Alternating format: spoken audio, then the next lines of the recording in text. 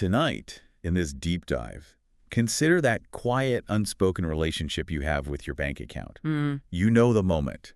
You are sitting alone, staring at a screen, looking at numbers on a digital ledger. right, just you and the screen. And suddenly, without warning, you feel this wave of emotion wash over you. Yeah. For some, it is a profound sense of safety.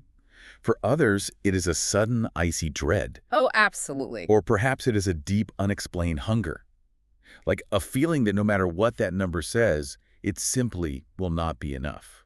Well, to understand what is actually happening in that exact moment, we have pulled together a really fascinating stack of research for this deep dive. Yeah, we are getting into it today. We are going to be looking at the Klontz Money Script Inventory, some really compelling behavioral economic profiles, and the clinical framework of Richard Schwartz's internal family systems. Hmm. Because our mission here is to decode the original programming running your wallet. Yeah, that OG code. Exactly. We want to understand why the numbers on a screen hold so much raw power over our nervous systems.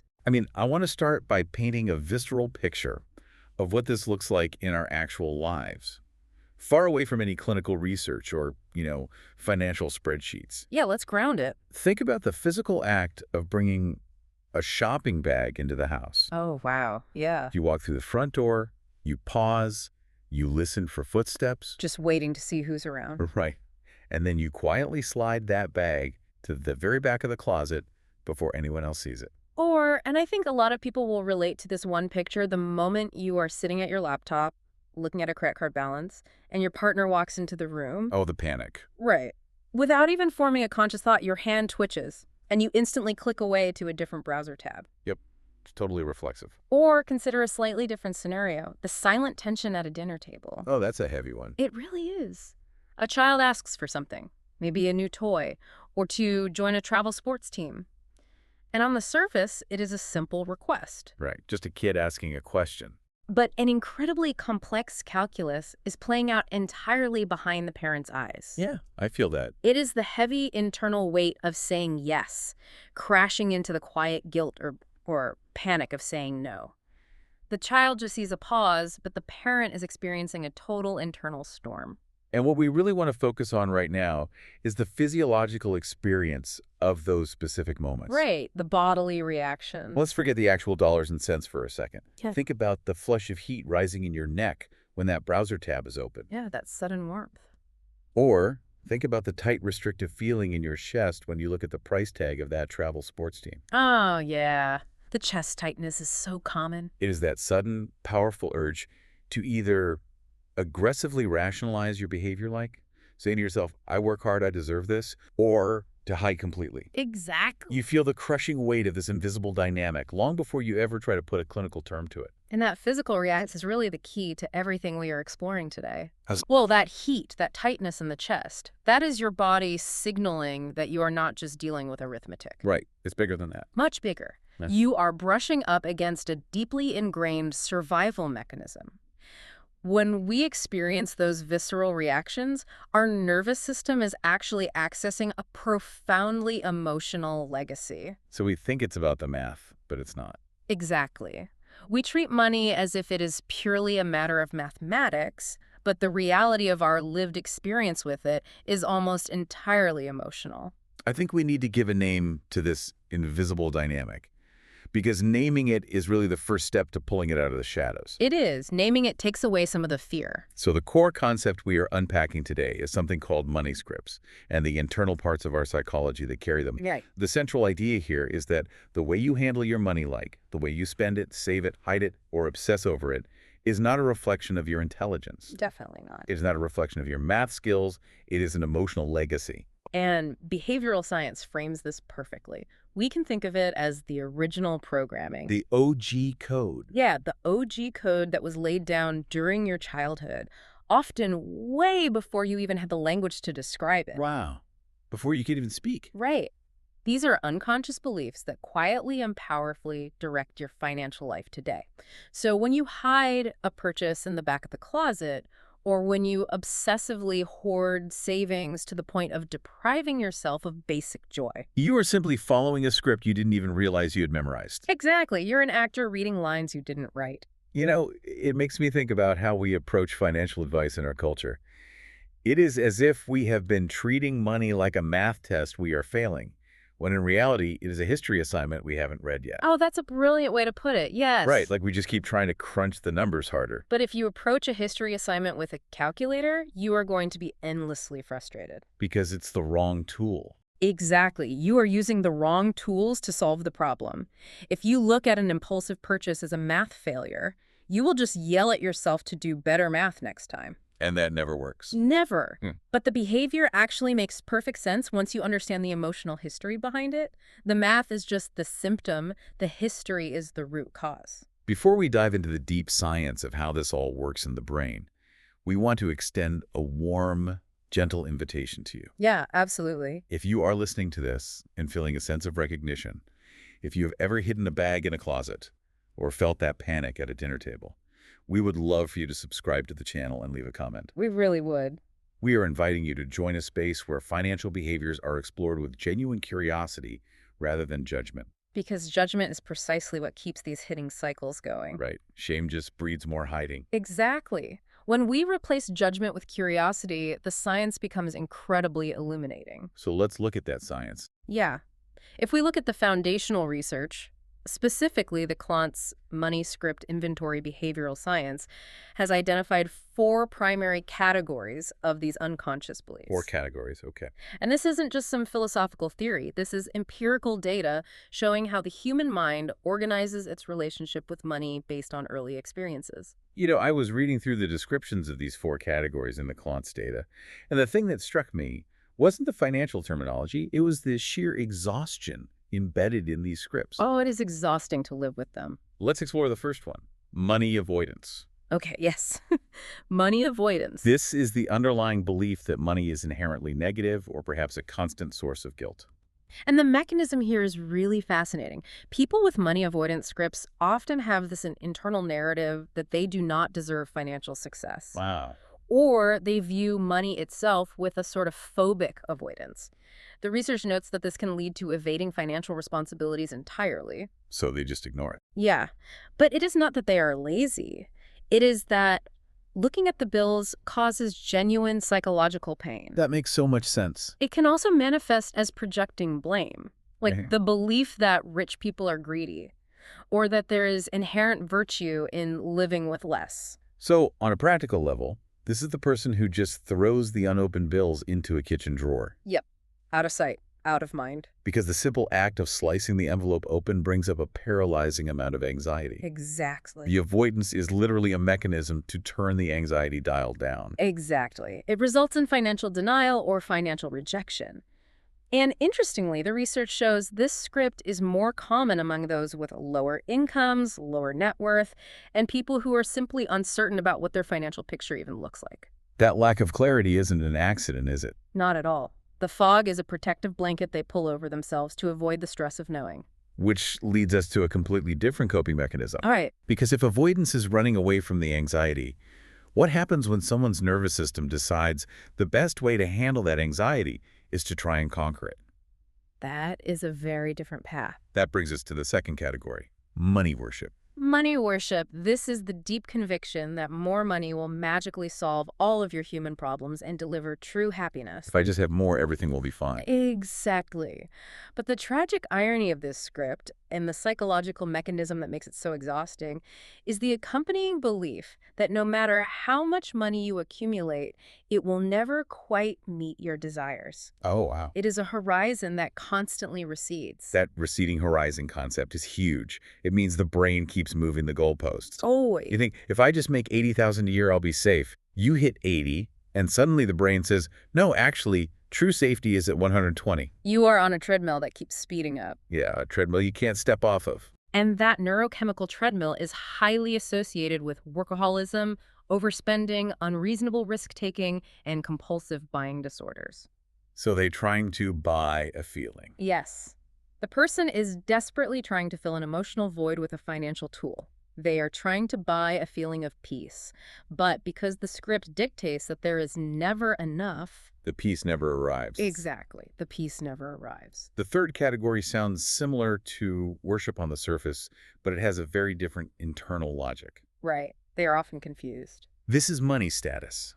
This is where a human being's self-worth is linked directly to their net worth. The distinction here is really crucial. Money worship is about acquiring money to feel internally safe or happy. Okay. Money status is about the display of wealth to gain external approval or validation. So it's about what others see. Exactly. It is the belief that if I'm wearing the right brands or driving the right car or living in the right zip code, then I have value as a human being. I can imagine that the pressure of maintaining that script is staggering. Oh, it's immense. Because the display of wealth becomes paramount. The external validation is the only thing that soothes the internal anxiety. If the neighbors don't see the new car, the purchase didn't fulfill its psychological purpose. Precisely. And it leaves the individual incredibly vulnerable to shifts in their social environment. Like keeping up with the Joneses, but on a biological level. Yes. They are constantly scanning the room to see where they rank and spending accordingly just to maintain their sense of identity. And then we have the final category from the Klontz inventory, money vigilance. Yes, the fourth one. You know, in our culture, this actually sounds incredibly responsible on the surface. We tend to praise vigilance. We do. We reward it. But looking closely at the research, it has a very dark side. It does because of the emotional cost. Money vigilance is marked by an anxious, highly cautious approach to managing money. Okay. These individuals are often diligent savers. They pay their bills on time. They have the spreadsheets. The ideal citizen, right? Right. But they are driven by a constant gnawing worry about financial security. So they are secretly terrified. Exactly. They might have a fully funded 6-month emergency account, but they still lose sleep over the irrational fear of going broke. So the vigilance isn't actually creating peace. The biological cost of that hyper-awareness means they can never exhale. Never. The vigilance is excessive and rooted entirely in fear, making it almost impossible for them to ever actually enjoy the resources they have spent their lives accumulating. The tragedy of the vigilance script is that the money is meant to provide safety, but the act of guarding the money becomes a full-time anxiety-producing job. Wow. So we had these 4 distinct scripts: avoidance, worship, status, and vigilance. Right. But learning the definitions isn't enough. We have to understand how these scripts actually operate inside our minds. Like, how do they take over in the moment we click away from that browser tab? This is where it gets really interesting. This is where the research around internal family systems, or IFS, completely changes the paradigm of financial therapy. It really does. IFS is a model developed by Richard Schwartz, and applying it to our money behaviors is revolutionary. How does it start? Well, Schwartz originally practiced structural family therapy, which looked at the problematic patterns of interaction between family members in a room. Like actual families sitting on a couch. Exactly. But over years of practice, he began to notice that his individual clients kept talking about different parts of themselves. Oh, like part of me wants this, part of me wants that. Yes. A part of me wants to save, but another part of me just wants to spend it all. Right. He became intrigued by the concept of inner physics, the idea that we all have an internal family of parts that operate much like an external family system. You know, I was looking at Schwartz's notes, and at first I struggled to understand how a concept used for deep emotional trauma applies to an impulsive credit card swipe. It seems like a leap, right? Yeah. But as I read deeper into the source material, I realized this is about the multiplicity of the mind. We are not just one monolithic personality making financial decisions. No, we are not. We are an ecosystem. An ecosystem is a great word for it. Let's walk through the key players in our internal financial lives, starting with the exiles. The exiles. These are the young, highly vulnerable parts of us that carry the heavy burdens of our past. Like what kind of burdens? This might be childhood shame, a deep loneliness, the pain of rejection, or that incredibly raw feeling of simply not being enough. That's a heavy thing to carry. It is. And because these emotions are so overwhelming and painful for a human to experience on a daily basis, our psychological system does something remarkable to protect us. What does it do? It isolates them. These parts are exiled from our day-to-day consciousness, so we don't have to walk around feeling that raw distress all the time. But because those vulnerable exiles are locked away, the rest of the system has to work overtime to ensure they stay hidden, right? Exactly. The system has to manage the environment so nothing triggers that old pain.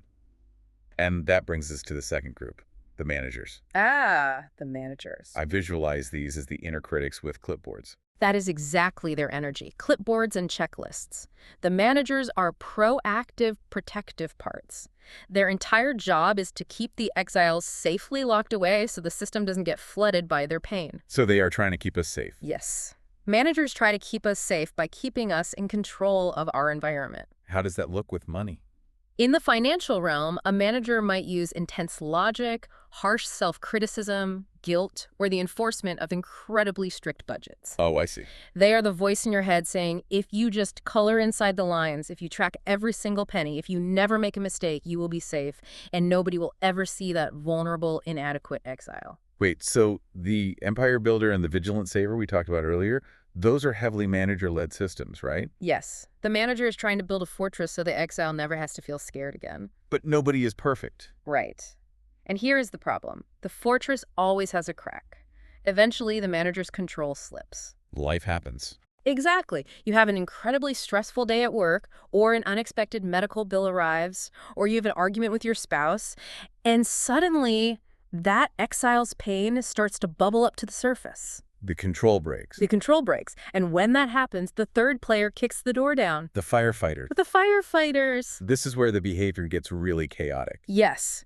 When the manager fails and the exile's pain threatens to completely overwhelm the nervous system, the firefighters react instantly. They just jump in. They are reactive protectors. Their only goal is to numb the exile's pain or distract the system from it at any cost. At any cost. And importantly, firefighters do not care about the long-term consequences. They just want the pain to stop now. Right. In financial therapy, firefighter behaviors look like impulsive overspending, gambling, compulsive shopping, or suddenly ignoring all financial reality and going on a bender. Okay, I want to make sure I am fully grasping the mechanism here. Let's use a real-world example instead of abstract terms. Okay, let's do it. Let's say I have a stressful day where my boss makes me feel incompetent. A very common trigger. Right. That triggers an exile in me that carries the childhood burden of, I am not smart enough. Okay. My manager tries to fix it by saying, I'll work until midnight and prove them wrong, but I am too exhausted. The manager is failing. Yeah, the manager's failing. The pain of feeling incompetent is rising. So late at night, I open my laptop and I stress buy an expensive watch I absolutely cannot afford. Yes, that's it. Is the science saying that this late-night purchase isn't a failure of willpower? That it acts more like a circuit breaker? Absolutely. Like the firefighter's tripping the system, shutting off my rational brain, and forcing an impulsive purchase just to temporarily relieve the voltage of that inadequacy. The circuit breaker analogy is perfect. The firefighter trips the system because the emotional voltage is too high. What is crucial to understand is that this isn't just a metaphor. This is empirically validated behavioral science. Every presenting symptom, every financial behavior you deeply regret has a positive intention at its core. A positive intention. Yes, that firefighter is stepping in because it genuinely believes that if it doesn't numb that feeling of inadequacy right now with the dopamine hit of buying a watch, your psychological system will collapse. And it's trying to save my life. It is desperately trying to save you. That completely reframes the traditional idea of failing at a budget. It changes everything. If the budget is just a tool created by a manager, but it ignores the voltage of the exile, the circuit breaker is going to trip eventually. Exactly. Which actually ties perfectly into another piece of the science here, the Transtheoretical Model of change. Oh, yeah. Because if we don't understand these internal parts, we try to force change in a way that the brain biologically rejects. That's right. The Transtheoretical Model, which outlines the actual friction involved in behavioral change, emphasizes that we cannot simply force ourselves or our partners straight into the action phase of change. We can't just flip a switch. Change is a psychological journey, not a light switch. Let's walk the listener through the internal dialogue of someone moving through these stages. It starts with pre-contemplation. Pre-contemplation, yes. This isn't stubbornness, is it? This is when someone isn't even aware that their money script is a problem. In pre-contemplation, the system is entirely defended. You are not ready, and you don't intend to take action in the foreseeable future. So if I bring it up, they'll fight me.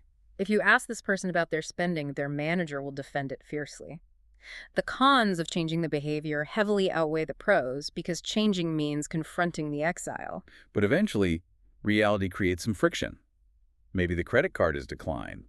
That pushes them into contemplation. Contemplation is where you are getting ready. You start to recognize the behavior is problematic. You are weighing the pros and cons. It is a stage of deep ambivalence. I know I shouldn't be putting this much on credit, but I just can't face the lifestyle downgrade right now. The brain is stalling. The brain is stalling here because it is terrified of the vulnerability required to change. And if they can work through that fear, they move into preparation. Right. This is intending to take action soon. Maybe they download a budgeting app, or they finally open the drawer with the bills. Small steps. They are taking small steps. Yeah. And only after all of that psychological heavy lifting do they reach the action stage where they actually modify the behavior. And action is followed by maintenance, where you work to sustain the new behavior, and eventually termination, where the temptation is gone entirely. But the model doesn't just end happily ever after, does it? No, the model is incredibly realistic because it explicitly accounts for relapse, recycling back to an earlier stage. So what does this high-level science mean for a listener sitting at their kitchen table right now, staring at a spreadsheet and feeling like a failure? Well, it explains why they feel that way. This is the exact biological reason why the budget app you downloaded on January 1st was abandoned by January 14th. You tried to use an action stage tool when your brain was still deeply entrenched in the contemplation stage. And if we layer the IFS model over this, if a manager part of you forces an action stage budget on your system through sheer willpower, but your underlying exile and firefighter haven't been heard or addressed, the budget will eventually break. It has to break. The emotional voltage will rise, the firefighter will trip the circuit breaker to soothe the exile, and you will experience a relapse. Wow. The budget fails because it only addressed the math, not the emotional legacy running the system. This connects so deeply to the quiet, everyday patterns of our financial lives. Let's look at how these scientific models, these scripts, these protective parts, these stages of change map onto our daily behaviors. Yeah, let's look at the patterns. The phenomenological research highlights specific behavioral economic profiles based on the deep human associations we attach to money. Because when we view money as a blank slate, we see that people project their deepest human desires onto it. Right. For some, the fundamental association is money as power and status. Let's explore the internal logic of that. Under the umbrella of power and status, the research identifies a profile called the empire builder. The empire builder. This is someone who uses money to avoid dependency at all costs. They repress their own human need to lean on anyone else and instead try to make others dependent on them. If we look at the empire builder through the IFS lens, their internal exile is a part that felt completely helpless, controlled, or abandoned in the past. So they never want to feel that again. Exactly. To ensure that vulnerability is never felt again, their manager part builds an impenetrable financial empire. The money is just bricks for the fortress. Then there is the Godfather profile within this same category. This one's fascinating. It really is. This person uses money to bribe and control others to feel dominant. They often hide deep anger and an extreme oversensitivity to being humiliated. Their generosity isn't actually about giving. It's a weapon. It's about maintaining dominance and public respect. If they pay for the dinner, they control the dynamic. Exactly. The Godfather's firefighter uses money to extinguish the threat of humiliation. That brings us to a really emotional category, money as love. Yeah, this one is tough. This happens when your internal exile carries the painful belief that it is fundamentally unlovable. So money becomes a tool to literally buy affection. We see this clearly in the love buyer profile. They feel unloved and deeply unworthy, and they attempt to soothe those feelings by pleasing others with profound, sometimes financially ruinous generosity. Wow, ruinous generosity. They are the person who insists on buying extravagant gifts for everyone, even when they are in debt. They are buying connection because they are terrified of rejection. Conversely, you have the love seller. Right. This profile promises affection and flatters others for financial gain. They inflate others' egos to secure their own safety. It's a survival mechanism based on pleasing the right people. And the most complex one in this category is the love stealer. The love stealer. This profile seeks out objects of symbolic value. They are incredibly hungry for love, but their exile doesn't feel they actually deserve it. So what do? So they seek superficial generosity to avoid true vulnerability. They want the feeling of being loved without taking the actual emotional risk of being truly known by someone. Finally, the research details money is freedom. Yes. The freedom buyer uses money to escape orders, commands, or anything that restricts their autonomy. They are buying independence, not love. They want the ability to say no to anyone at any time. Right. And the freedom fighter rejects materialism entirely. They view money itself as the cause of enslavement and find their identity in anti-money forces.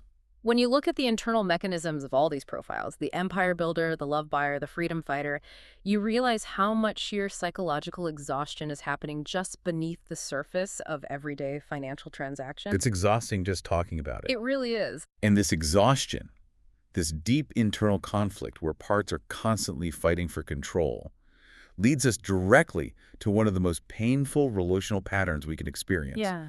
The phenomenon of financial infidelity. This is a big one.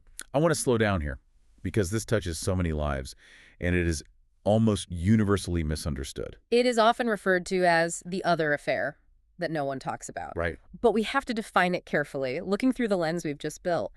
Financial infidelity is almost never an inherently malicious act of deceit.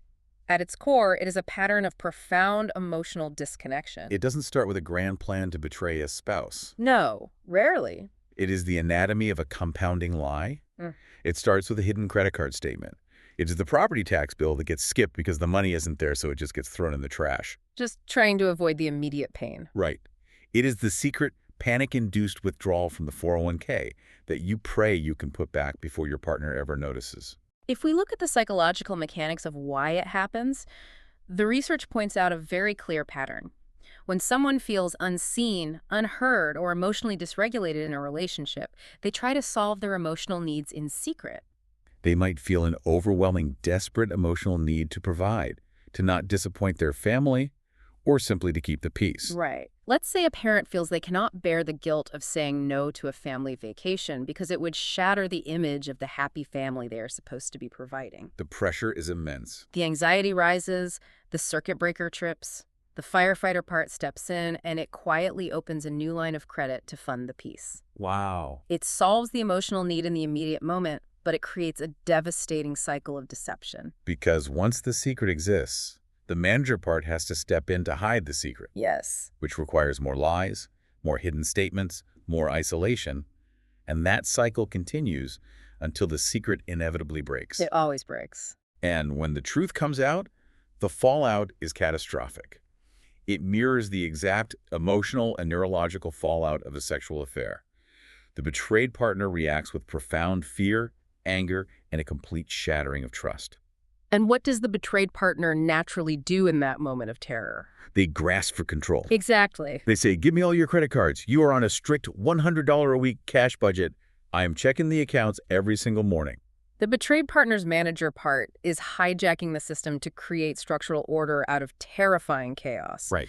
But meanwhile, the partner who hid the money is drowning in shame.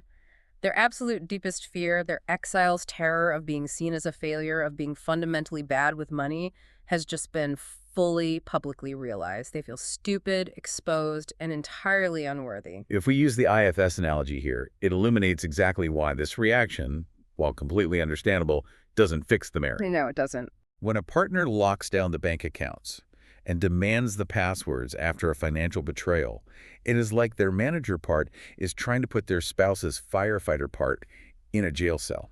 That's a great way to picture it. It creates the illusion of safety, but it completely, totally misses the wounded exile underneath that caused the fire in the first place. The spreadsheet lockdown is just an illusion of safety.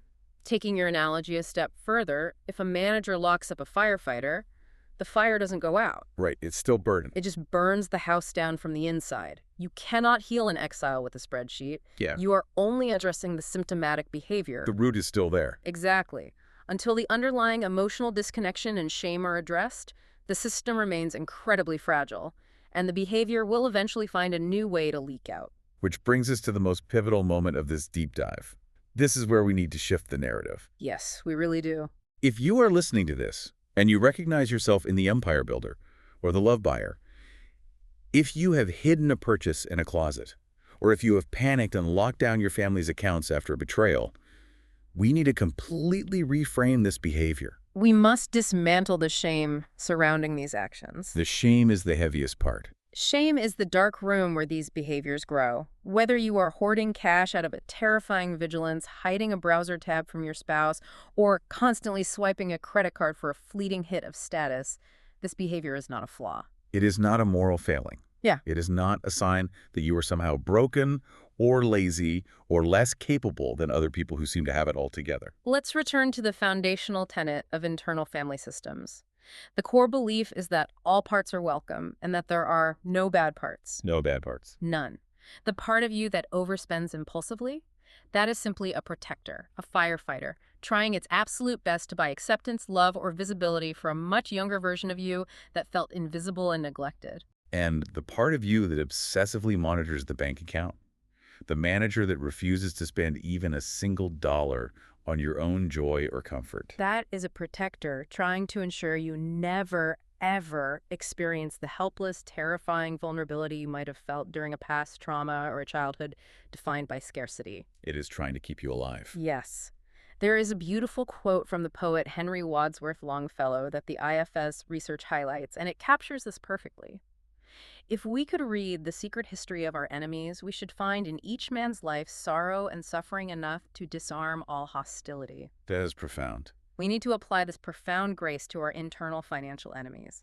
If you could read the secret emotional history of your own bad money habits, you would instantly drop the hostility you hold against yourself. If we approach our bank statements not as a report card of our failures, but as a map of our deepest protective instincts, it completely changes the conversation. It changes everything. I look at the numbers and I can say, I am not broken. I am just trying to survive the best way my mind knows how. That realization is the genesis of true healing. The research from Carl Rogers on person-centered therapy talks about the necessity of unconditional positive regard. What does that mean exactly? Usually this applies to how a therapist treats a client, offering total acceptance without judgment. But in IFS, we must learn to offer unconditional positive regard to our own internal parts. Because true financial healing, what IFS calls unburdening these parts so they don't have to work so hard anymore, only happens when we stop trying to bully, manage, or silence our protective instincts. You cannot shame a part into healing. It is biologically impossible. You just can't. You must approach your financial behaviors from the perspective of your true self. In IFS, the true self isn't a part, it's the core of who you are. And the self, according to the research, is characterized by the 8 C's. The 8 C's. Curiosity, calm, confidence, compassion, creativity, courage, clarity, and connectedness. Wow. When you meet your money anxieties with curiosity and compassion rather than anger and shame, the protective parts realize they are safe and they can finally relax. Let's pull this concept upward and look at the human experience underneath it all. Because money itself, as a physical object, as a digital number, is completely neutral. Yes, the phenomenological research is fascinating on this point. It describes money as incredibly faceless. It has no intent. It's just math. Exactly. The playwright Henrik Ibsen wrote that money is the husk, but not the kernel. It brings you food, but not appetite medicine, but not health acquaintances, but not friends.